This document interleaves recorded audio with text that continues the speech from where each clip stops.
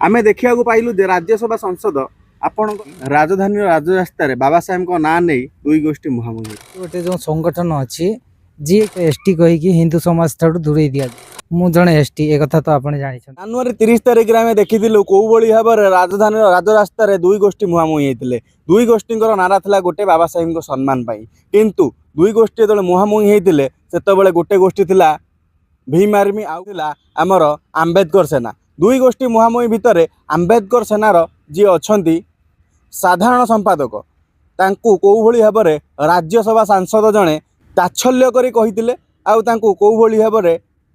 निंदा अपमानजनक social media रे पोस्ट करथिले। आम कतिरे अछंती अशोक भाई आमे तांकू पचारि बुझिबा कि से कौन कहितला कौन पई से एमिति पदक्षेप नेले राज्यसभा सांसद आमे देखिया पाइलु जे राज्यसभा सांसद कोन कौन पई राजधानी राजरास्ता रे बाबा साहेब को ना नहीं दुई गोष्ठी मुहांमुही हेतले। देखंतु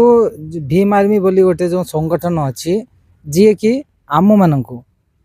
मु जड़े एसटी एक कथा तो आपने जानी मत एसटी कहीकि हिंदू समाज ठार दूरे दि जाऊँगी जमीक से जाति जाति जाति कहीकि भेदभाव बा विभाजन करने को चेष्टा करुँच कथा को लेकिन आम गोटे आंबेडकर सेना तरफ संविधान न्याय यात्रा आरंभ करूँ केवल से जमीक एसी ना नहीं से जो भाया भाव में संविधान माध्यम संविधान को माध्यम करके जो भाया भाव में आम मानक आम संस्कृति को अपमानित करने को चेष्टा करुँचा विरुद्ध में आम आंदोलन करूँ। आपण वीडियो राज्यसभा सांसद जड़े से आपण वीडियो पोस्ट करी ताच्छल्य करी कहला भाया कही विषय कौन कह आज्ञा मुझे विषय कौन कह मानसिकता तो तांकर एउठ जना पड़ुची तांको मानसिकता केमिति